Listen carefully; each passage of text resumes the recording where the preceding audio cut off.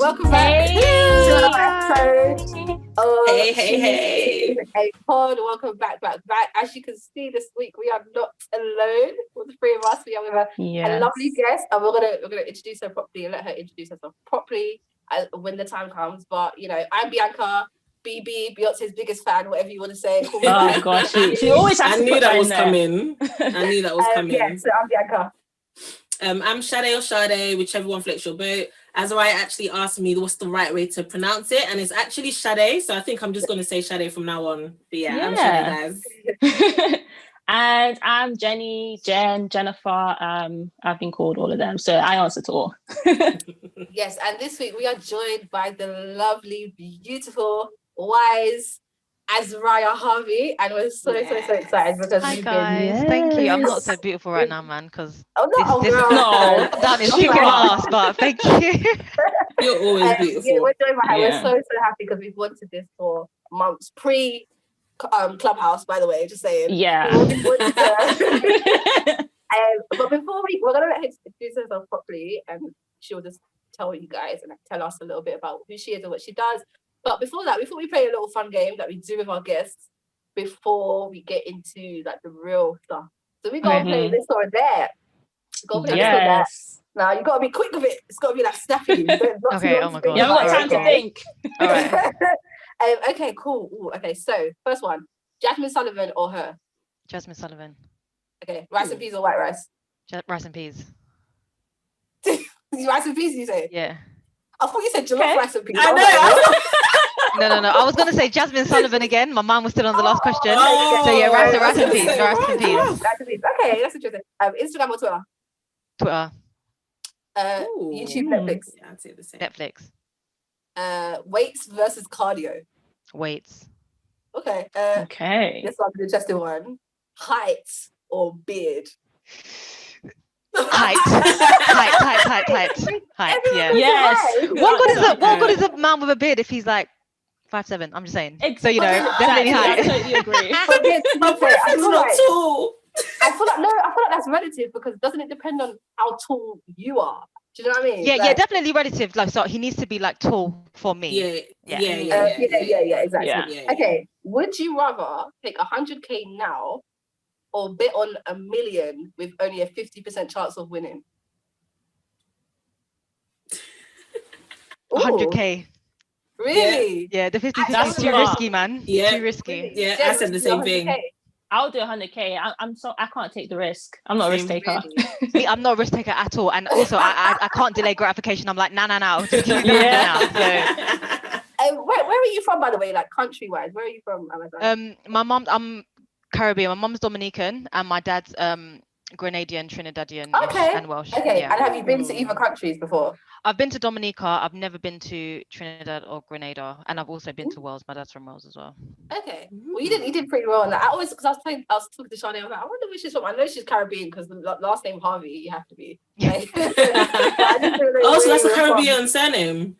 Harvey. Well, if I see a black person, I know it sounds weird, but if I see like my last name is Bruce, if it sounds more Western, they're most likely Caribbean. Yeah. Right. Yeah, makes that makes sense. Okay, cool. Well, that's why we want you to introduce yourself. We always feel like it's good for the guests to actually introduce themselves and let us know what you do, because I feel like only you would do okay, this. cool. To be honest, I should really have like a good intro like set for me, and I still wing it every single time. But I'm Azryah. I am I suppose I'm a writer, singer, and speaker, and I'm also a teacher by day. And yeah, I think that's like, I don't know what else to say. Like, right now I'm working. Do you teach? So I work in a special school. So I teach primary in a special school, in a behavioural school. So I work with children who have milder disabilities, and also children who have emotional and behavioural needs and like social and emotional development. And we want to know about, because I mean, you do a few things. You're a writer, you are a singer, you have a beautiful voice, by the way. Thank you. And like, tell us about how Azryah's mind map came about, actually, before we get into like the episode. So Azryah's mind map is like my little baby, but I just need to be more like bold about it. But it's just basically my blog, kind of trying to transition it into like my brand. Yeah, along with 3.0 right now on Clubhouse. And I started writing it, actually, I think I started it while I was on Backchat, and I thought, I want a blog where I could kind of, that's a long time ago. Yeah, really long time ago. And I was like, so it shows how inconsistent I've been with it, because it's like over 4 years now. But I started in 2016, and I just wanted a space where I can offload without the interruptions, without it being a conversation, without me having to consider like people's points of view and stuff. It's just me, like just my general musings. Yeah, that's it's just literally a blog. It's mainly opinion pieces, maybe a bit of social commentary here and there. I try to steer clear of things that are too controversial, just because it takes me a while to form an opinion, and my opinion will change. So I'm just like, there's no point me necessarily sharing that stuff on a platform like all the time. And so that's kind of rolled over into my newsletter now, which is a monthly newsletter. We've subscribed, by the way. So thanks, guys. Thanks. Yeah, I'm always looking at my subscriptions, like it says 2 unsubscribed, and I'm like, no. Why would they do that? I'm like that as well. Always focusing on people that unfollowed and unsubscribed. No, it's so bad. And like one person unsubscribed, and it said, I never signed up for this, and I was just thinking, so who signed up for it? We had that before. We had that too. We had that. Okay. And you said did you mention you do a podcast as well? Well, I'm still in of two mindsets about this. So I've got 3.0, which is currently on Clubhouse. And I'm thinking to potentially turn it into a podcast, but that won't be yet. It's something I'm considering, because I will have to get a few other people. Sounds really good. I'm excited for that. So I'm considering it. Yeah, I'm definitely considering it. We'll see how I think it will depend on how Clubhouse goes and how sustainable it is as a thing by itself, because you may need the podcast to like supplement it, something that's weekly that people can re-listen to and stuff. So we'll see. And that people with Androids can listen to, because on Clubhouse only for iPhones. Yeah, exactly. There's some Android. I didn't even realize. Literally, but it's because there's so many people that have iPhones, so we forget that actually it's only limited to people that have iPhones. So Azryah, the first time, well, I can't speak for the rest of the ladies, but the first time I laid eyes on you was Backchat London, maybe how many years ago? When it was good, when it was worth watching. It was, you know what it is? I feel like at the time I enjoyed it because I was quite young. I was in my early 20s, going into mid 20s. Yeah, so I think at that time it was like, oh, this is juicy. Obviously, after a while, I was like, okay, but that's when I first laid eyes on you, and I feel like you stood out to me because you were, I feel like, along with maybe a couple of others, really, but one of those who really just talked logic, just gave sound opinions and sound advice. And so obviously that's probably when the rest of the world saw you and others were exposed to you as well. But I don't want to focus too much on Backchat because we want to go into other things more. But just to quickly touch on that, like, what was your experience with Backchat, and how was it in compared to what you thought it would be? And I mean, did you have a plan going into it? Like, I'm going to use this to build this, or was it just like, oh, this is a cool opportunity, let me go for it? Like, were there any preconceptions? And what was that like for you, that whole experience? I can say, probably other than the producers, I don't think anyone on the cast went into it with any plans or any expectations. I was doing a shoot once. I can't even remember. I think I was taking the pictures for my music, and the girl who was doing my pictures, Zoe, she was a producer on there. But that's not where I went. I went to her. We were taking the pictures, and we were chatting away. And Andy, well, before I left, Andy was like, "Oh, I'm doing this show called Backchat. Do you want to come? It's like a talk show. Do you want to be a part of it?" And I was like, "Yeah, okay, cool." And I was like, "Let me know when you're doing it." That was literally it. And I turned up. Wow. They were recording like a year before we released it. So we released it in November 2016. Wow. They were recording a year before that. I came in the summer, so like June-ish, July-ish. Okay. And we recorded for all that time. And then everything we recorded for that whole year, nothing got used. The last episode we recorded before we put out Backchat was the first episode we released, and nothing before that was used. So we recorded for months, and none of that was ever used. Why? Because it was it's still in the beta stages, you know what I mean? Like, we're still figuring it out, we're still ironing out the kinks and stuff. That episode came out, and it was the one with Honey, and at the time it was just bants for us. But obviously Andy is a producer, so he sees it through a different lens, and he thought, okay, this is a moment. So he's posted that clip, or he's posted the episode, and people have shared that clip. And literally overnight, like, we had like tens of thousands, hundreds of thousands of people. Wow, that is crazy. I feel like I remember that moment. It was crazy. Yeah, it was crazy. And obviously, like, And obviously, like it was I think it was like right on the cusp of when social media was really like booming, and especially like these YouTube shows and stuff. And I remember they had a premiere and I didn't go. I was like, Why? no, I couldn't bother. So I just didn't want to. Like literally, I was just like, it was very for me it was very dramatic, like dress up and stuff. And I was like, I'm not doing that. We record. I'm not doing that. This is like it's not too much to me. And I was a teacher. I was working, and it was a long day. And I was just like, I've had assessments today. I just wasn't feeling it, so I didn't go. And the next day I was going to call Andy and be like, I don't think I'm feeling this. Like, I don't think I want to be a part of it. But after the premiere, Zoe called me and she was like, Azryah, everyone loved you. And I was like, huh? She was like, yeah, everyone loved you so much at the premiere. They like really loved it. And I was like, okay, that's amazing. That's really great. And then after the first episode came out, my friend called me and she was like, you need to go on Twitter and you need to search your name and you need to see what everyone is saying about you. So I went on Twitter and I searched it and I was like, this is weird. This is so weird. And I remember calling Zoe, like literally, I remember calling Zoe back and I was like, Zoe, I don't think I want to do this. This is too much. Like, I didn't expect, I thought like, I don't know, this is not what I expected. And I don't know, I don't think I'm up for being like, every week putting something out where people are going to talk. And I was like, I don't think I want to do this. And she was like, please just think about it, take a couple of days. And people encouraged me to do it.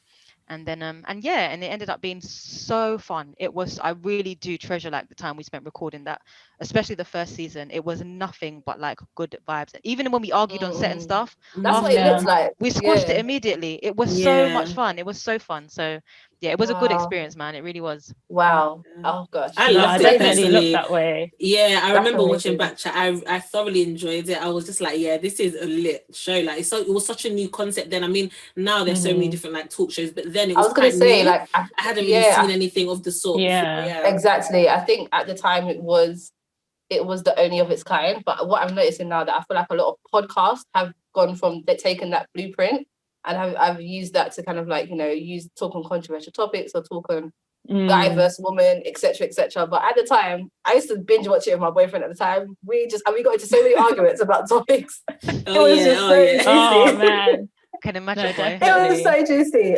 And so now, I mean, are you once you saw that growth where people were seeing you and noticing you and stuff like that, did you feel like, okay, now do you know what? All these things that I have that I've been working on or that I've dreamt about doing, maybe I can do it off the back of this? Was that intentional, or did you just was if that intentional? I'm being intentional? honest, I don't actually feel like I used my time on Backchat that well. But at the same time, I'm like, that doesn't bother me because I feel like even whilst I was there, I had a lot of things going on personally, a lot of things that I need to iron out just within myself and growth that I needed to make myself.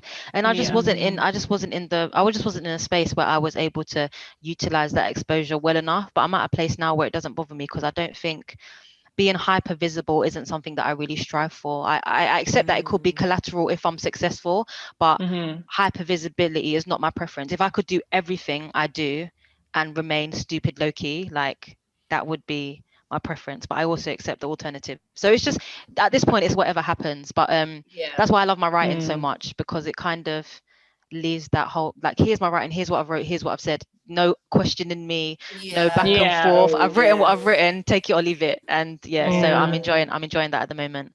That makes sense. I think I actually remember seeing you perform one time.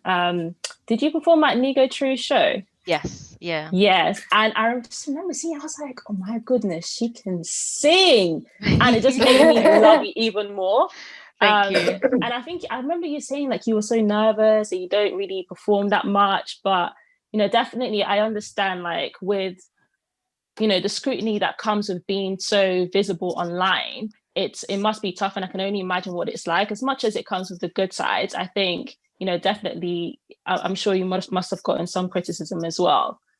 From like people. Don't get me wrong, the majority is overwhelmingly positive. Like sometimes I'm even like, people are so nice to me, like I rarely have to deal with people like leaving horrible comments and stuff, and that's like good. It happens, but I must say it's really rare. Like the people, and I feel like that's partly a testament to my character, because I feel like, good, only normal people are interested in me. Like the crazies are not interested in me, and I think that's great. Like only really nice normal people fuck with me, and I love that. And I'm just like, that is absolutely good enough for me. Like I'm happy with that. So that's good to hear though, because I mean, you don't seem like someone who's kind of caught up with the limelight in general. And I think we'll Oh, definitely good, dive 'cause into that. I hope not. Yeah. Yeah. No, you don't. And even with the way you carry yourself online, you can just tell that it's just you're more about being authentic rather than, you know, sucking up the limelight, if that makes sense. Yeah. So I think Thank you. I think that's why people are attracted to you, because they can see that, they can get that vibe, if that makes sense. Yeah, I appreciate that. Definitely. And also, I mean, just to piggyback off that, so I mean, one of the reasons that we were so loving you was because of your transparency, especially on Instagram. There was a post you made in October about you being, you know, you mentioned the salary you're on, which people are not transparent about these days, and you were just so open, and we were just like, yeah, this girl is real. What gave you that confidence? Because we've seen 100k Twitter, we've seen everyone, you know, claiming to be on a certain salary level and on a certain, you know, they paint themselves to be in a certain light, but in reality they're not living that light, or they're not living in that, you know, in that reality. So what gave you that confidence to be especially so real? Influencers, I was gonna say, because like especially as an influencer, it's because influencers they're not that real and honest. Let's be real, they're not. You know, a lot of their lives seem fabricated almost. So yeah, how do you get that confidence? What gave you that spark to just do it and just be you? I don't know if it's confidence as much as I find it really difficult. First of all, it's shame. I would be embarrassed for people to think that I'm trying to be someone I'm not. Like I would be really ashamed of myself if I knew deep down in my heart that I was coming online and portraying this life that wasn't that I wasn't really living. Like I would be walking around with this cloud of like shame hanging over me. So that's one thing. I can't deal with shame. So for me, I'm kind of like, you can't shame me if this is what I put out and this is my truth. Like you can't make me feel ashamed about something I'm not ashamed about. So if this is the life I'm living and I'm honest about it and everyone can see that, you can't make me feel ashamed of it. This is not new information. This is something I'm perfectly happy and proud for people to know. So you can't embarrass me. You can't embarrass me with my salary, because I put my salary out there and I don't care. So if I don't care, you can't make me care, kind of thing. And I feel like it's less confidence, and it's just where I feel most comfortable. I think that's what it is. I just feel most comfortable being myself. Some people like the idea of, you know, having, you know, their different personas and, you know, how they carry themselves in different places. But I feel most comfortable being as much as myself as the environment will permit. And so for me, Instagram would be such a chore if I was like designing how I wanted to come across. Like it's even a chore when I'm not doing that. I hate that. I was gonna say, your post. Well, sometimes I see your post about, I'm just posting this because of the algorithm, and I'm just laughing. I actually hate that app. Free the realness. Free the realness. I love it. I'm just laughing. So I'm like, do you know what? She's just too real. Like, I'm only posting this so that I can get my algorithm back. And I'm just like, I actually hate. I haven't posted it in over a month. Like, I need to sort that out. But yeah, I hate that app. And yeah, it's just easier. It's just comfort. It's just comfortable for me. Honestly. Yeah. I don't think it's and were you expecting that response? Because I feel like people are almost taken back by the fact that someone's putting their salary on social media, and someone's being very vulnerable about, you know, the struggles with being a millennial living in London. And you don't really see, as maybe if you're earning like 60k plus, then you'll see people posting their salary, but you don't see that when it's a certain amount, when it's the average amount, if we're honest, because it is average. Like, so were you expecting the response that you got from people? Because I do feel like you got quite a really good response. I saw on every, literally most people that I followed had reposted it. That's how I saw it. The shares on that post were ridiculous. And then I thought, yes, I'm gonna win now. I'm just gonna post my pictures with long captions. Then no one was reading my captions, and they was like, "You look so pretty. You look so," and I'm like, "That's not the point. Read what I wrote." I wasn't expecting it, because my friend was like to me, I was complaining, my friend was saying to me, try posting your picture with what you would write in the post. Like, so post a picture and do the caption. That is smart. So I went up the night before and I was like, all right, let me give this a try. We took some nice pictures. I thought, oh, let me try it. So I posted a picture with a long caption.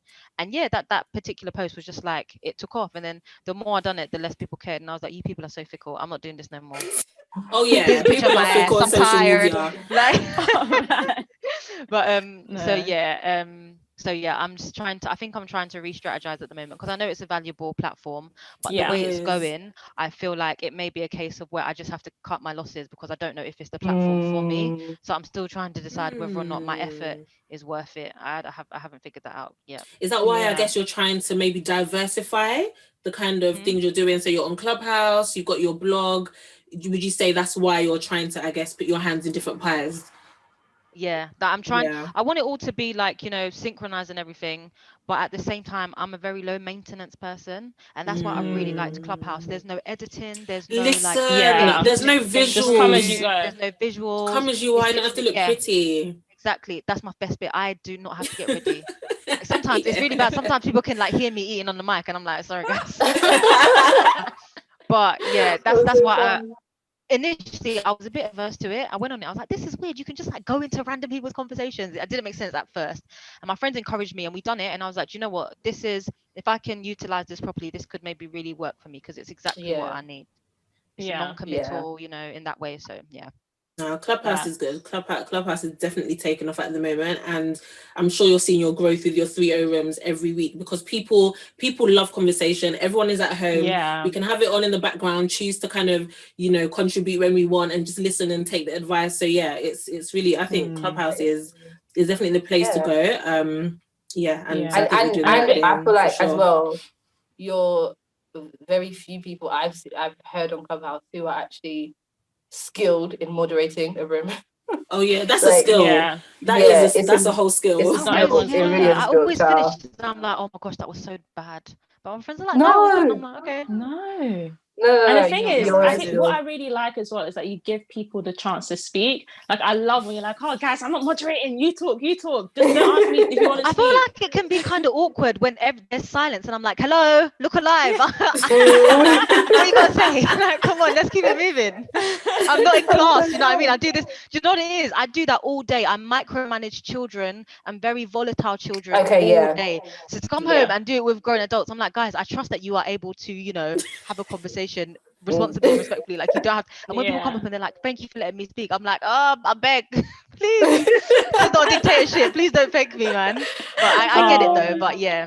Definitely. So like, one of the other reasons why we wanted to get you on here is just because of how transparent you are about, your journey of turning 30.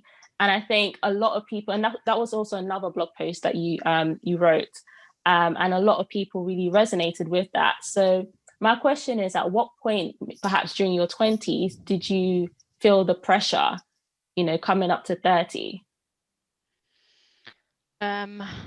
When I turned 26, so when I was on the wrong side of 20, when I turned 26. Oh no, don't say that. I just turned Here 26. comes the drama. I say that with quotation marks, wrong side. I'm 30, girl. I'm 31 this year. Don't worry. You continue that. The wrong side of 20 is when I started to feel the pressure. I think I felt the pressure extra because I didn't have my stuff together. Like, I hadn't even got into my career. I hadn't even got into my career then. Like, right now, like, I'm in like middle management at the school and stuff. So I've found a career and I have a path, whereas before I never had a path. And up to that age, I didn't know what I was doing. I had a degree that I don't know how I managed to pass it. Like, my boyfriend helped me write my last essay the night before it was due. Like, I was whatless. I was so useless. I didn't enjoy my degree. I went to uni because I was scared not to go, because you're meant to go. And but between finishing my GCSEs and becoming a teacher was just very chaotic, very, very, very chaotic period for me. And so when I got to 26, I was like, okay, 30 is approaching. What are you gonna do now? Like, you need to start getting it together. But now that I'm 30, I've realized I'm not even halfway through what I want and what I want to do, and I'm absolutely, that doesn't scare me anymore. I'm like, this is normal. Like, we're all getting our houses. On average, the first person buys their house when they're like 36. Exactly. Like, it's not normal for 25-year-olds or for 26-year-olds to be owning a home by themselves. And I don't know how it's got so misconstrued. But we're even though we know it's not normal, it's social media. And even though we know it's not normal, we still stress out about it. We sit there and someone goes, it's normal for a 26-year-old to have a house. And we're like, I know, and we're still stressed and anxious. And it's like, what we know and what we feel just isn't like sink in. And I think it's like the idea that you see someone else with it, say like, if they can have it at this point, then I should be able to have it at this point too. Do you know what I mean? But it's everyone's paths are different, and like you said, the average is like mid. You're literally going towards 40 at the age where the average amount of people buy their houses. So, but like you said at 26. That's funny because I'm like, oh Lord. Okay, so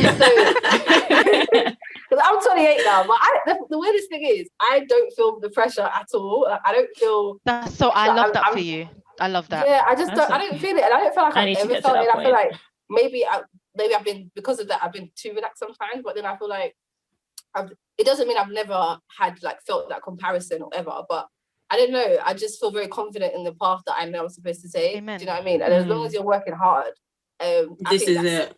That's it. As long as you're doing your best, I think that's it. Do you know what I mean? So, but like, how did you navigate? You know, when those pressures came and you were 26 and you were like, oh my God, I don't have this, my career, this. How did you get through the other side of that? Yeah. Was it like, you know, I think sometimes at that age when we're feeling those pressures, we try to kind of like do everything at once. Let me get a partner, let me get my career together, instead of just doing like one step at a time and just saying, okay, let me deal with this, let me focus on my career for now, and allowing things to just come in alignment. Like, sometimes we like to try and get everything done at the same time, because we feel like we're running out of time, if that makes sense. But how did you navigate through those pressures? How did you sift through them? First, I started with like a mini breakdown, and I thought, okay, cool, get that out of my system, and then we can move forward. Because I had a moment where kind of like I had a realization, and I was just like, I'm in my own way, and I was regretful for a long time about decisions that I had made or failed to make and stuff. And just like the fact that I'd failed to take charge for so long. But I got to 26 and I literally just made the decision. I was like, I'm not going to be like this anymore. And don't get me wrong, I didn't make that decision. I wasn't like that anymore. But I got to 26, I was like, I'm not going to be like this anymore. And I just kind of not even forced, but I acted like I was a particular way. I acted like a certain type of person until I started morphing into that person. Like fake it till you make it. Yeah, literally. And for me, that was career-wise, like my social life and romantically as well. Those 3 areas, I was just like, okay, this is the person that I want to be. So I'm just going to try and start acting like that person. Like for many, many years, I didn't make new friends. I had amazing friends. They're still my bestest friends now. But for a long time, I didn't make new friends. I didn't meet new people. I didn't diversify. Do you know what I mean? I was stuck with the same old experiences. And I got to about 27, really. 27. And I was like, okay, like these next few years, I'm just gonna have fun. I'm just gonna connect with people that I like. I'm gonna have fun. There was a time I never really was the most social person. 27, I started going out all the time, shaking my ass, getting drunk. It was great, like literally, like wearing little dresses, like literally. And I just thought, and during those years, I met friends. I found a job that I wanted to. I knew teaching wasn't lucrative, and I knew it wouldn't necessarily make me a lot of money. But I knew if I could get into a space where my 9 to 5 was something that was fulfilling and enjoying for me, then I could take that energy, and it would be one less thing to stress about. It would be one less thing to feel anxious about, and it would allow me to have the correct energy to then flow out into the things that I wanted to do. Because not knowing what you're doing generally in life to just make your money so that you can live is very anxiety inducing. Like, okay, I'm making this all right salary now, but this can't be it. This is not sustainable. I can't do this forever. What can I have that if for whatever reason everything else goes tits up, I'll always have this. And that's my teaching. So that's given me a sense of comfort, I guess. So finding my career really helped. And you mentioned something. No, sorry to cut you. You were going to say something. And I was just going to say, and when I really truly started saying F men, that's when I really took off. Like, I'm just saying, that is when I really, I'm telling you, that is when I really soared, for real. Really? Yeah. Well, ladies, it's all about the mind. Ladies, if you're listening and you want to take that advice, that's you. Don't come to us if it doesn't work out. But Azryah has said, I'm not saying F men as in like be with women. I'm still heterosexual. I'm not saying I change but or anything like that, or even that. But I just started being like, I don't care about you people anymore, and I don't care what you think anymore. I'm gonna I do not care when I meet my partner. I got to a point where I was like, listen, if I don't meet my partner before I'm 30, if I don't meet them by the time I'm 31, 32, whatever will be. And as long as I'm single, I can keep enjoying myself. That's how I saw it. But then as soon as I really got to that place, that's how I was talking. But then when I got to that place, when I genuinely got to that place, and I was so happy by myself, and I was like, this is the best thing ever. I met my partner, and I will There plan to you get married go. next year. So it There you happens. go. Do you know what I mean? And the thing is, So, that's what people say. I always say that when you're not looking for it, it comes. And people think it's cliche, but it's just facts. Like when you are not looking for it, that's when it genuinely comes. It's very weird. It's very, very I weird. think the energy of when you're happy and I think the energy, I just want to say quickly, the energy, when your energy is free and people can see that you're happy, they are so drawn to that. And you know, that's true. and I mean, I feel like no matter how great you are as a person, there's always going to be crap people that want to be close to you. Of course, there's that chance of being mistreated doesn't go away just because you're in a good place. But it means that you also get a lot more of the kind of people you want to attract as well, and you have a better, better options. Definitely. So, definitely. Oh, I love that. I love that. Where did you you meet your mentioned partner? something, Just out of interest. actually. Bianca, You're gonna say no. Quick one. Where did you meet your partner? Like, how did you guys meet? I was working on a script, and he actually auditioned for a Oh, role. okay. But I read the script with him, but we didn't connect. I read the script with him, and then he kind of went because he was dealing with the producer, so I didn't speak to him. And then a few months later, he was actually at one of my shows, and then that's when I saw him again. Yeah. Look at that. Oh, well, so Position basically, him. initially you dogged him out because he didn't get the part then. No, he got the part. Oh, he got the part. Oh, okay, cool. Yeah, he got the part. But it was funny. It was funny though because he came in, and I was like, oh, he's cute, and the producer was like, no, and I was like, oh, okay, fine. So we read the part, and then we read the part. I said, thanks, nice to meet you. He left. Me and the panel were here, and he's gone. I don't see him again. And then so the producer like forbid me, and we would joke. We called him buff double denim because he came in like denim jeans, denim like jacket and stuff. So we would joke about it. And then like the producer would say to me like, no, and we joke about it, whatever. And then when I started actually going out with him, I lied for months. And he was like, by that time, I said, so who got the role? Because I hadn't heard. If he was like, oh, buff double denim got him. And I was like, oh, what's his name again? And he was like, Josiah. And I was like, but at this time, I hadn't told him that I was seeing him yet. So yeah, but that's so good. And how, like, if you don't mind sharing, how long have you been in a relationship now? So we've been together for a year now. Okay, wow, yeah, okay. And he's younger than me as well. He's 28. Girl, how old? He's 28. Okay, that's my age. So that's like what, He's like a year and a half younger than me. So he's in the year below me at school. Yeah. Was that different for you? Like, have you ever gone with a younger guy before? No.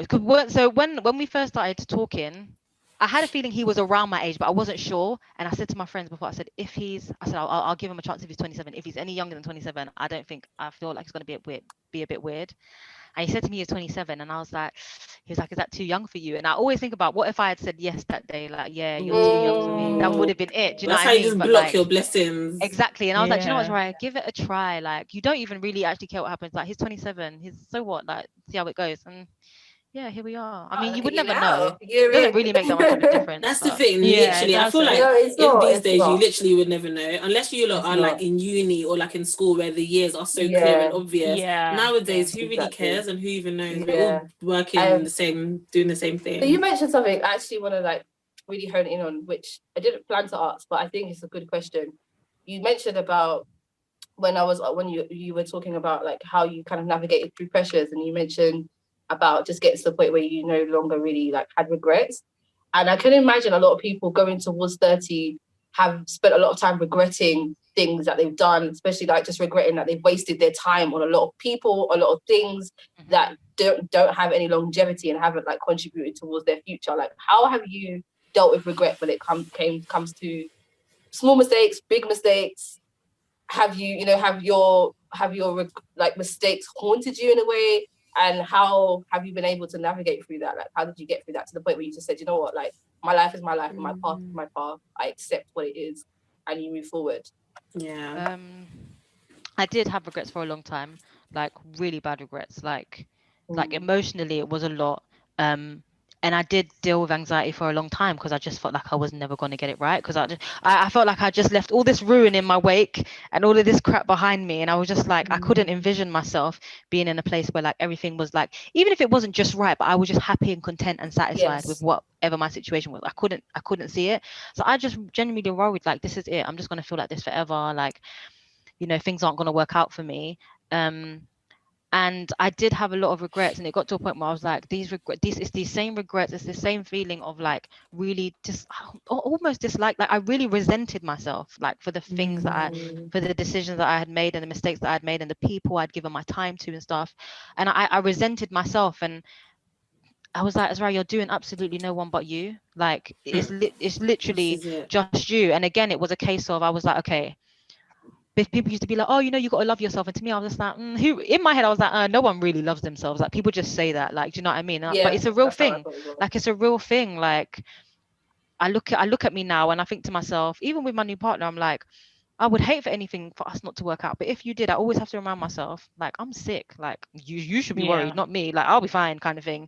And even though it's not even really how I feel, every time I look at him, and I have a feeling of like, oh my God, what if you leave me? Or what if like you find someone else? Or what if you get bored? I have to say to myself, don't be ridiculous. You're absolutely sick. Like he would never leave me. Where would he go? Even if I don't mean it, I say that to myself. But now I'm at a point where I do mean it. So again, honestly, It's fake it literally till you make fake it it. till you make it.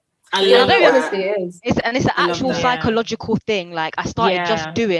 just doing things, even if I thought it was going to be crap, even if I felt like it wasn't going to be worth putting out. I just started doing, and once I started doing, like it changes everything, man. Because all I that, think it's everything you want is on the other side of that work and on the other side of that fear. 100%. So Mm-hmm. yeah. And it's, even though I think this word is horribly overused, it is somewhat manifestation, isn't it? Like Yeah. you're acting out what It's it is, though. overused. I don't think it's It is overused, you know. I really feel like it's overused. I feel But like it's I a feel real like thing. yeah, like you're acting out who you want to be. Do you know what I mean? Literally. Your I love that. I'm gonna start your doing work. that.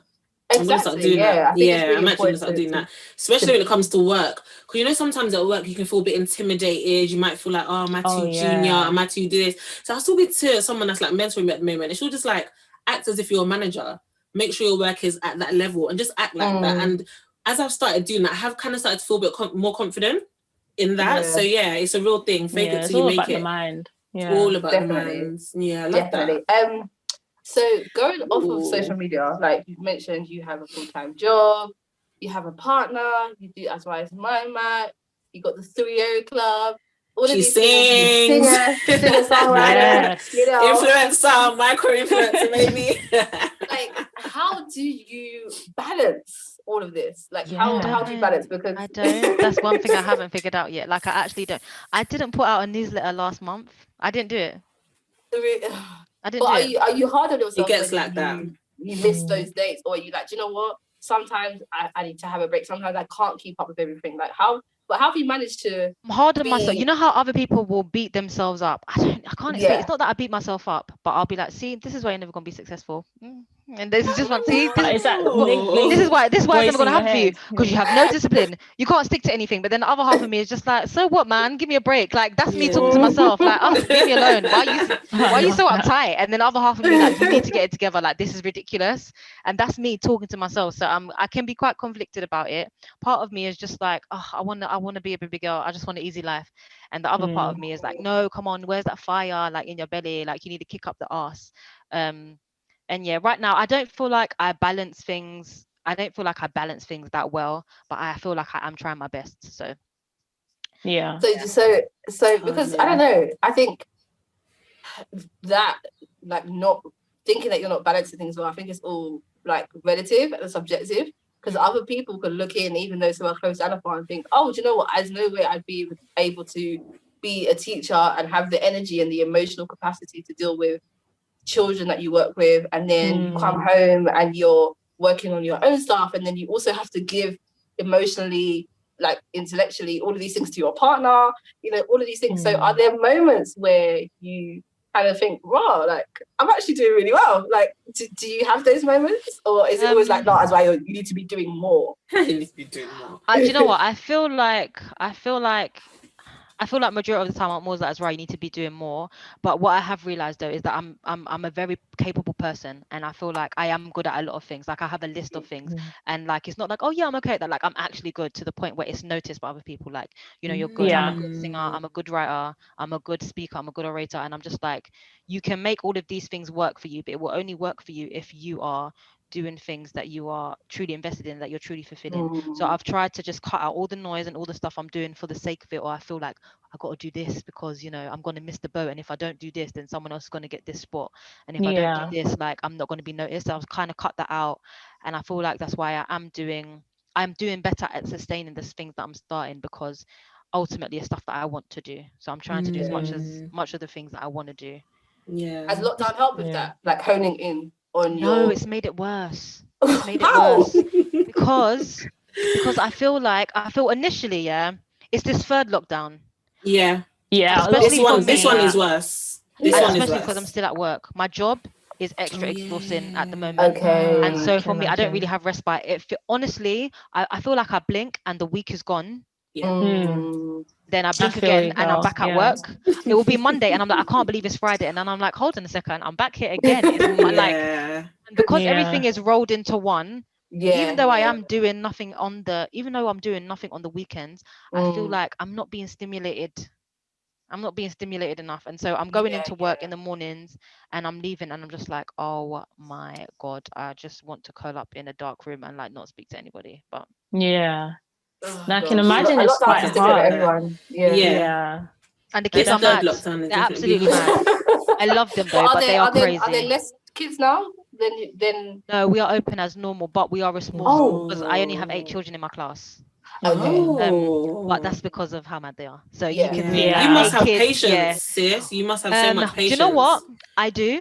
Like my job has showed Yeah. me that I'm a very patient person, but at the same time, if I was surrounded by adults that behave like that, it would be a completely different story. Like I just, you know what I mean? I Maybe love it's because you know children. their children. Yeah, I love children, and I know what they go through, and I know Yeah. what they deal with, and I'm there because I want to help them. So it doesn't make sense for me to not be patient because it's just like, okay, so then why are you there? Just leave. Yeah. And it's easier for me. That's It's less amazing. stressful for me if I'm patient. Me getting angry and stressed and pent up. It's true. No, it's Worse true. for me. It's easier for me and my emotional well-being if I remain patient. So yeah. Yeah. Makes sense. Amazing. But Shanae, you had a yeah, question for you. Valentine's Day. Yes, Valentine's Day is coming up. It's coming. Oh. There's your There's your boyfriend. boyfriend. Do you know what? I don't even want to hear it anymore. Like I've just heard it so many times. Oh. Maybe because I'm the only single one. Oh, that's actually my question is going to be kind of directed to people in your shoes, Jen. So, Azryah, Valentine's Day is coming up. We know you got a boo, but for some of the people that don't, and you know that may fall into the on the other side of 25 category, what would you tell those ladies? So those ladies are on Instagram right now. They're just like, I want a man. I can't. I even saw a girl, actually, one of my friends, because she's on the other side of 30, I think she's about 28. She's like, no, guys, I want a man. Like, oh, it's Valentine's Day, I'm going to be lonely, all of that. What would you tell them? Oh, gosh. Because realistically, it's hard. We're in lockdown, so the only place you're really going to be is on social media. How can you date? And oh gosh, looking at girls. There's so many layers. Jennifer, you seem really stressed. I am stressed. I am very stressed. But I mean, like, I think, firstly, like what Shanae said, and like, especially reaching 30, those pressures of, oh, I should be married, or you know, those societal pressures. How do you I mean, you've been in a relationship for the past only year, so before that you said you were kind of like F men. Was there ever a point where you were like, oh, I want a man? Or were you just kind of whatever? My entire adolescence and adulthood up until the point I was like, F men. Like it wasn't so much that, do you know what? It wasn't so much that like, oh, I want a man, as much as I was preoccupied with commitment. So I've had multiple relationships and I was preoccupied with commitment. I found it really difficult to just enjoy men and let men come and let them go. Like I was really preoccupied with them wanting to be with me, because for me it was indicative of like my worth and how this I was and how that I was. Like for me, if a man, like a rejection from a man, and the older I got, the more I understood it wasn't about that individual man or even about how I viewed romance. It was how I viewed myself in relation to my romantic situations. And for a long time, like, and I've been in situations, I've been in abusive situations and stuff. So it's very like, it can become very convoluted, but I had to admit that, Azryah, your relationship with these men is unhealthy because you don't even like them, but it devastates you that they also don't like you. You feel like they should like you. Like, why don't you like me? Hello, what's wrong with you? Like if you don't like me, then I need to figure out why you don't like me. Like it's my problem. Maybe you're just not compatible. Like maybe you're just not two people that should be together. Do you know what I mean? It. I feel like as women we do that a lot. Like we really try to make things work, and we can see that, you know, this is not the right thing, but we just really want it to work. So we force it. Literally, I've been in situations like that myself, and it always ends up so bad. And it's just like, let it go. Like just let it be. There's plenty of men in this world. Literally. And they always come back as well. Every single last one of them. Let them they let do them go. that. Let them go. And I honestly do. let them go.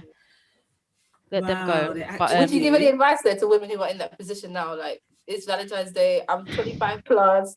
I want a It's man. I'm just very looking at all these videos on TikTok, these collages. with that bloody song. What's that tweets. song again? That slow, sad one that everyone was doing. Whenever you're ready. Yeah. Is that one? Yeah. Oh yeah. Yeah. That one. I hate it. Whenever you're ready. I'm like, please, No, spare we me. must It's too much. edit that in this episode. We must. I'm gonna tell Brent. I don't care. Azryah looks stressed out. That song pissed me off, man. I was like, because when that started happening, I was in this period of like enlightenment, and I'm like, no, it's a trap. You don't like, forget these men. Like, you don't need these men. But do you know what? It's difficult because I absolutely 100% totally understand and empathize with that feeling. So this isn't coming from someone who doesn't know what that feels like. Like, I know what it feels like to see relationships and long for that. And long for that person and long for that recognition and for someone to acknowledge you like in that light and for you to be special to someone. Like, I totally get that, but I feel like a lot of the reason young women feel like that is because we feel like there's a timer. If we felt like we had unlimited time like men do, we wouldn't care. But we don't feel like we have unlimited time. So for us, it's kind of like, that's honestly why they don't care. And I feel like for us, that timer, and I've done a post about this as well. Alexa, when will I marry? That post, I remember reading that's that. one of my favorite ones too. That's one of my favorite ones that I've written. And we're preoccupied with I feel like a lot of us are preoccupied with how being in a relationship informs our identity. Like, you are completely whole and you are totally complete without a man. You're totally complete without kids. And I'm not, and that's not me saying you shouldn't long for it, because I still do to this day. Like, that never went away. If I found out for whatever reason, you know, I wouldn't have, let's say if I could see into my future and it turned out I didn't have a family and I didn't have children, I would be absolutely devastated. But we don't know the future. So worrying about it, one, is completely it's so unproductive. Like, there's actually no benefit. Like, it doesn't matter how you flip it. There's no benefit to worrying about it. And secondly, there's a lot of things that you can find joy in, but it's really difficult when you're focused on like what you lack. And again, I feel like this is like such like obvious and cliche advice, but I feel like it's totally okay to feel that way. I don't think anyone should be like, oh, I don't want to feel like this, but it's you feeling that way and how that affects how you see yourself. Like, you can feel sad that you don't have someone and still also be hopeful and believe that you need someone. But I feel like a lot of people feel sad that they don't have someone and they're adamant that they're really scared that this is there forever. So I feel like you just need to honestly embrace that feeling and let it come and let it go. That's another thing that I've spoken about as well. Like, we feel certain things, and because we don't want to feel them, we try so hard to feel the exact opposite. We push you're it not away, you're not gonna go from really wanting a man and really being jealous, and that's okay. We all get jealous, and being jealous of what other people have, to being totally okay with it. You're not gonna go from one of the other. You need to really sit with that and be like, okay, I'm jealous. This is why I'm jealous. Like, this is why I'm sad. And this, I swear, as soon as you just accept that feeling, it goes so much quicker. It's the resistance of those feelings that makes them linger, because it's this constant battle. Just be like, I'm sad, bitch. I want a man, and I'm jealous, and I'm tired of. But it's pride, isn't it? It's pride. It's pride that doesn't want to make you feel that way. Yeah, definitely. You don't want to accept that you want what someone else has. Proper embrace those feelings, and they just pass. I like that. Pass so much more easily. Just be real with yourself. Like, actually, just be real with how you feel. I like that. It doesn't help. You realize that you're also a lot. You're not the only one who feels that. Like, you know what I mean? The more real you are, just like with your posts, Azryah, the way you post about certain things, you notice through the comments and through the shares that like, no one's alone. Everyone feels the same way. So the more honest you are, the more you see that there's other people that feel that way. 100%. And how have you navigated through being in a relationship? Because if you've been with your partner for a year, basically you had a lockdown relationship. Like, so oh my gosh, so this is what happened. We started dating in November. And then we became exclusive in like January, and then officially we got together in like beginning of March. So when I say we've been together for over a year, I'm talking about our first date. Our wife used to look at me like, and he used to say from when we like officially got together. But I've got him on side now. When people say how long we've been together, he's like, just over a year, and I'm like, because you know what it was for me, our relationship has been so consistent that to say that we've been together since March, like, we have officially been together since March, but since our first date, I saw him once or twice a week, like since our first date. So Wow. you know when you date someone and you're not sure about them, and you date other people and you see them this month, and you're like, oh yeah, I want to see them in It a few wasn't weeks, or I that. might see them again. Like from the first time I saw him, it was like, okay, we'll see you next week. Oh, when am I? What we do next week?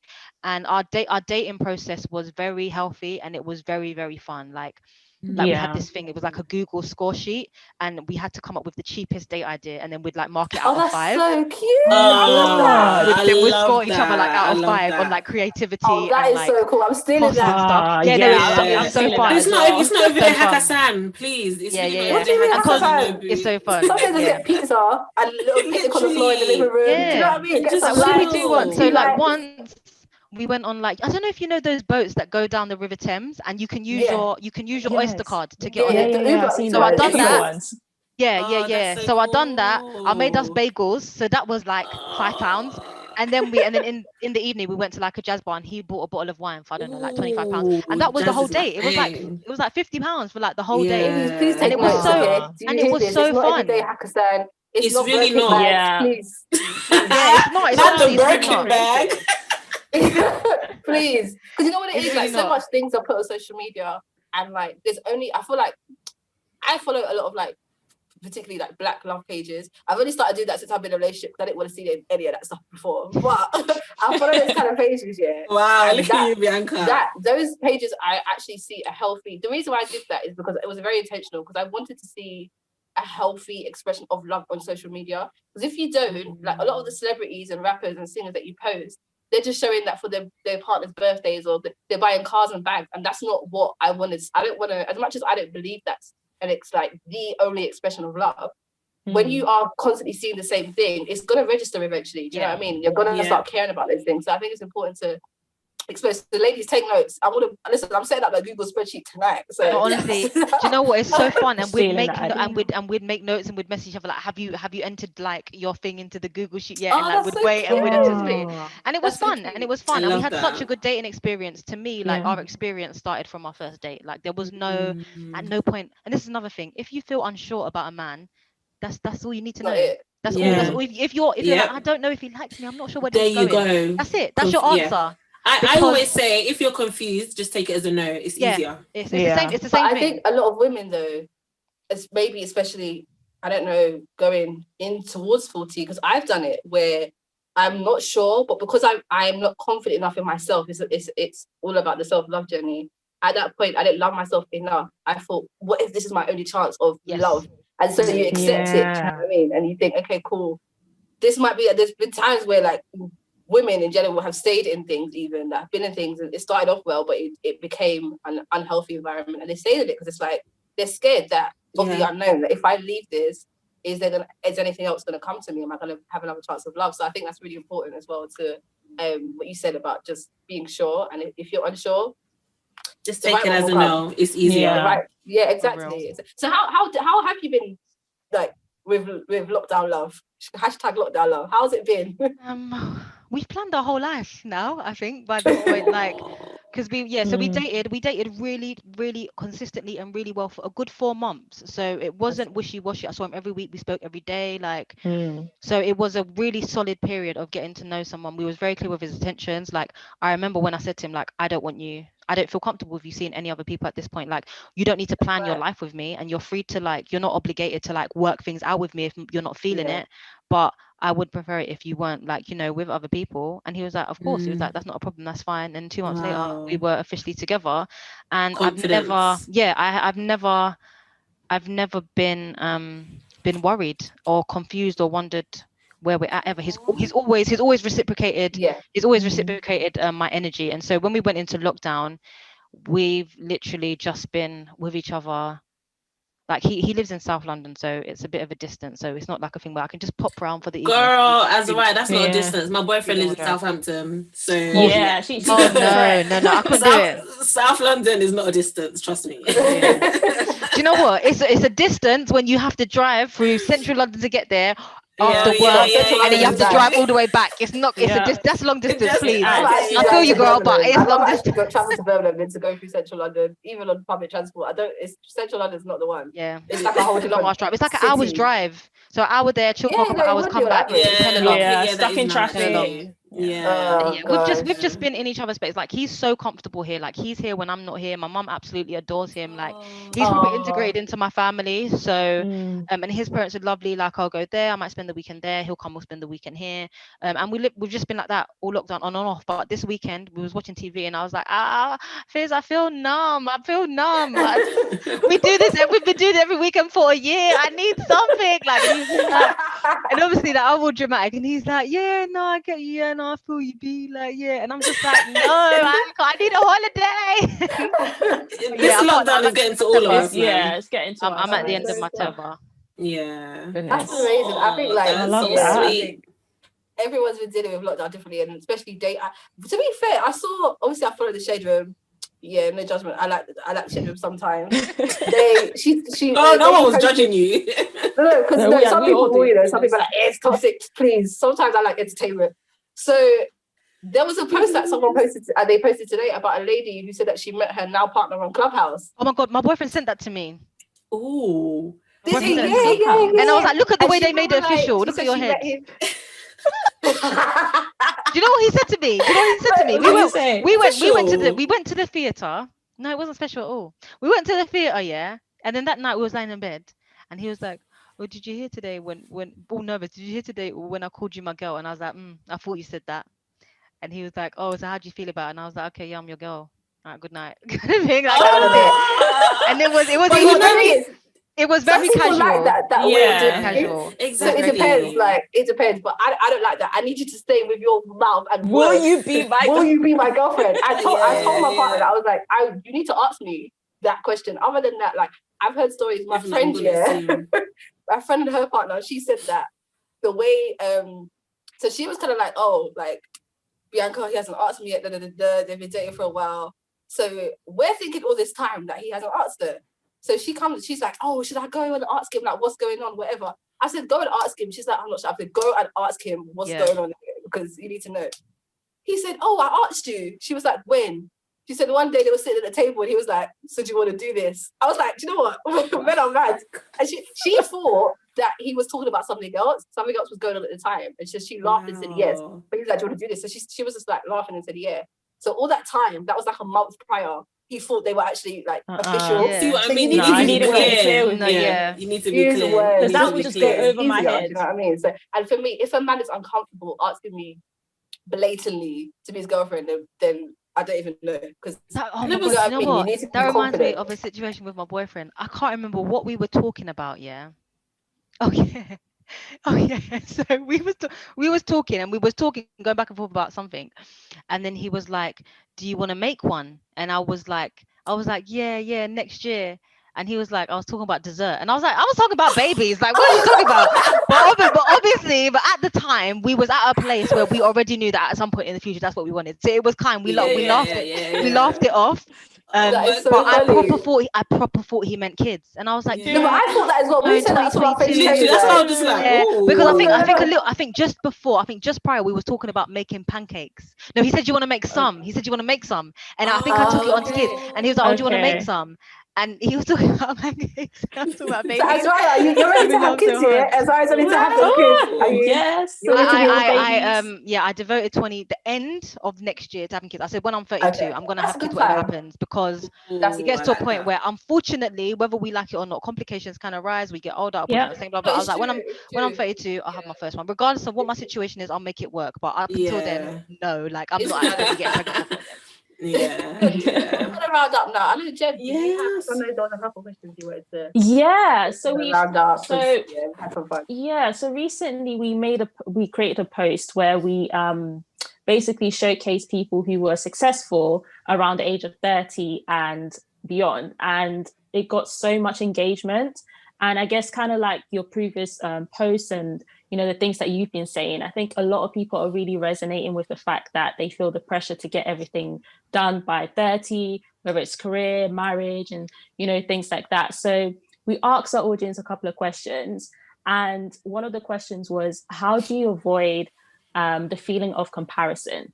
Because I mean, for me, for example, I have such a variety of friends. I have a wide friendship group, but sometimes it does feel like I am comparing myself to their successes, regardless of whether I try hard to, you know, people tell me, oh, don't compare yourself, you're doing well, all that kind of stuff, And I feel like, how do you actually train your mind to not compare?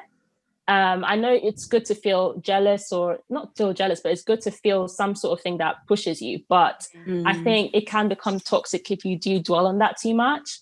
So yeah, that was like a long-winded question. So how do you advise people not to feel pressured by comparison? I feel like you have to start with, it's not the only thing, but you have to start with yourself. So you have to, like, if you're feeling funny about something, and if you're feeling bothered about seeing someone else do something, then you have to ask yourself what bothers you. Okay, so there was this one girl, beautiful girl that I followed. I'm not gonna lie, I had to unfollow her. I was like, I'm not doing this. Every time I see your post, I'm like, how? I was like, okay, I can't keep doing this. This is ridiculous.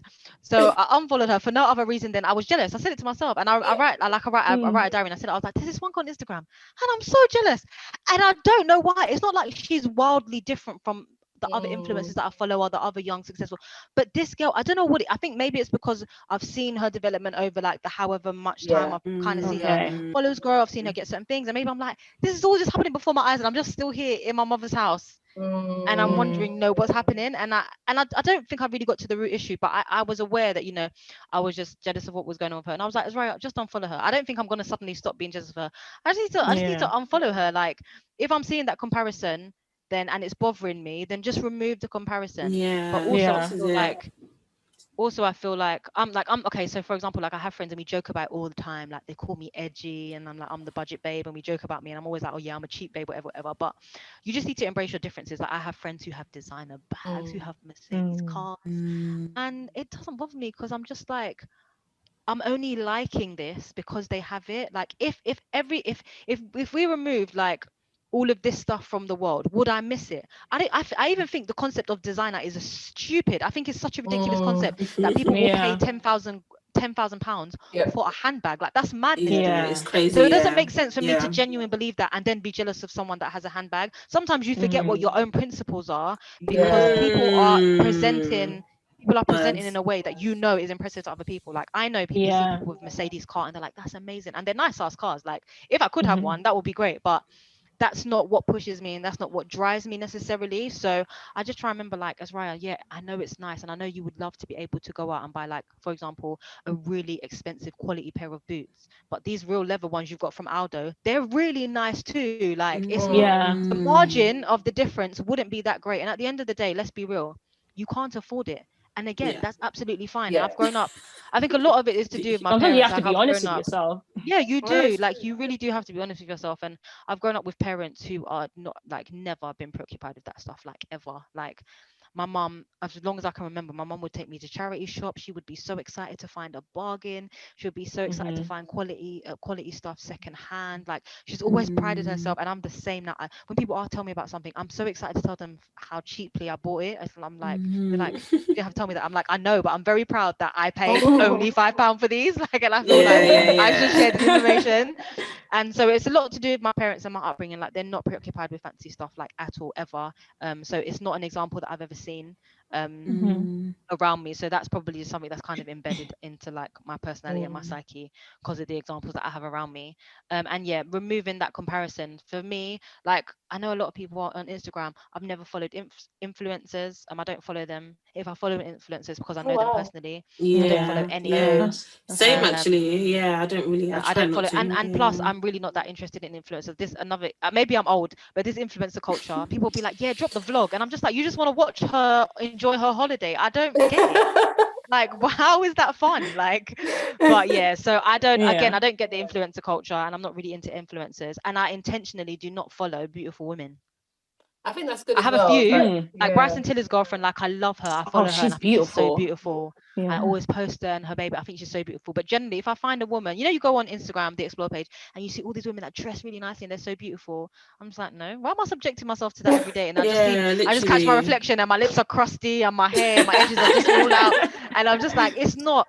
I don't need to be bombarded with images of perfect women every day. It does not. It's not inspirational for me. It doesn't motivate me. It's not beneficial. So I feel like, especially when we talk about social media, you really do have to be really intentional with what you what you consume. You know, like the Shade Bar, I followed them for years, and it got to a point where I was like, I'm not going to follow any more gossip pages anymore, because I see these people, these things, or I see ignorant comments, and it gets me vexed. And I'm like internalizing all of this, and I'm like, Azryah, this is optional. This is not my fault. Like, you don't no one's have to forcing do you. By this. force. Yeah, and I tried to spend. I spent Instagram isn't really my thing. It's not where I spend most of my time anyway.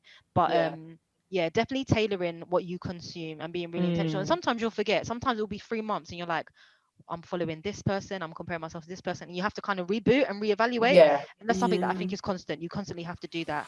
But just being very intentional and being aware of what it is that bothers you. Like, I can't follow women with really long hair right now because I'm growing mine. So I don't follow them because I'm just like, when is my hair going to be this long? So I'm like, I follow people who are at similar stage as me, like similar length, you know, are having the same problems. And, you know, as my hair grows, I'll start diversifying like what I'm consuming. But yeah, definitely tailoring it to where you're at.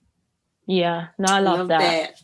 I think, definitely a lot of people need to take that on board. Azryah, thank you so much for joining us. Thank you. Yes, thank you so much. You dropped gems. so many gems. You know, you honestly, really it's great. Well, I'm glad. I genuinely I'm glad it. turning 30 was not in vain. I'm glad this. No, honestly, not at all. Like, you have really used you turning 30, and like, I don't know if it's been whether it's been intentional or not. The way you kind of like pushed it and marketed it and made it into like just the way you branded it. It's just been amazing with the Clubhouse and stuff. And so we actually want to like want you actually to let people know where they can find you, because obviously if you have an Android, sorry babes, you can't join the whole Clubhouse crew, but eventually hopefully they'll open it to the public. We'll see. But let people know where they can find you, and then we go from there. Okay, cool. So all of my social media is actually _Azryah, AZRYAH. So if you type that in Twitter, all of those platforms will come up. My name is right here, so you can see. So I have a Clubhouse room that I do on Mondays and Thursdays. I may just make it Mondays because I feel like two times a week might be overkill. But I have a Clubhouse room that I do at least once a week, and it's every Monday at 8, and it's called 30, and it's basically just like a club on Clubhouse. And it's not about anything specific, but it is kind of focused on the perspectives of people in their 20s, turning 30, those years after 30, and we just kind of discuss different things, like talking about sex life, relationships, like parenting, careers, popular subjects, like nothing in particular, but the whole premise is that, you know, we're a group of like young adults, and it's just a place for us to kind of process what we're going through, process the things we see, make sense of the things we're feeling. And yeah, I just really want to try. I know everyone says it's hard to make a safe space on the internet. It is, but so far it has been like, there's been no problems. Everyone has been so respectful. And if someone is a bit ridiculous, I'm so glad there are plenty of people in the room that are happy to drag them, because you know my brand. I can't be telling people by their singlet. You can't ruin your brand like that. You need exactly. To that don't have much if That's exactly. So thank you so much, Azryah, for joining us. It's such a good episode.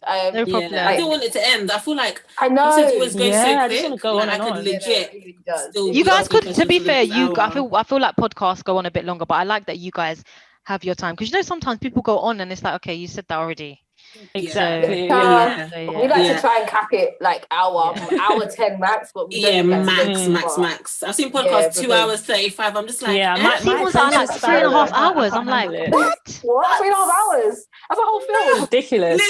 Literally, you might as well make a whole monologue. But quickly before we go, just to round up, and really, what is the one piece, everything we've spoken about today, as we've really honed in on turning 30 and the pressures, navigating through the pressures and navigating through trying to balance life, what piece of advice would you give to young women, especially because our podcast is for women, for young women? What piece of advice would you give them surrounding, reaching the age of 30 and trying to navigate through finding themselves?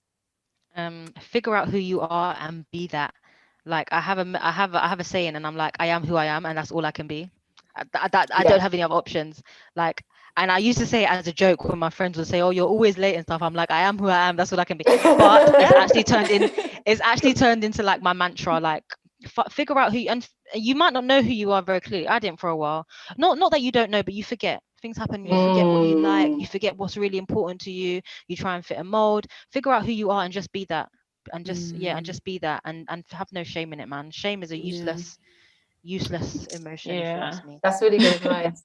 But thank you so much. Thank you so much, guys. Make sure you follow Azryah. Yes. All of her social Everywhere. medias. If you got iPhone, sign up to her. It's Azryah's Mind Map, right? Yes. So I think You you need should have to- like the link in bio on your Instagram. So Is if it you coming type right in, there? the link is in my bio on Instagram, on all my social media actually, or if you just type in Azryah's Mind Map, that's literally my blog, and then the link, the page Okay. to sign up is on there. Cool. Amazing. Ladies, Love it. thank you for joining us for the episode. Thank Shade. you. Problem, guys, I had such a you. good chat, Make honestly. sure you make sure you Same. leave us a 5-star rating on Apple Podcasts, follow us on Yes. Spotify and all of them things there. But yeah, thank you so much guys for listening, and hello to all I our will new see you listeners. next We hope you week. enjoyed. Bye, ladies. Yes. Bye. Bye. Bye, guys.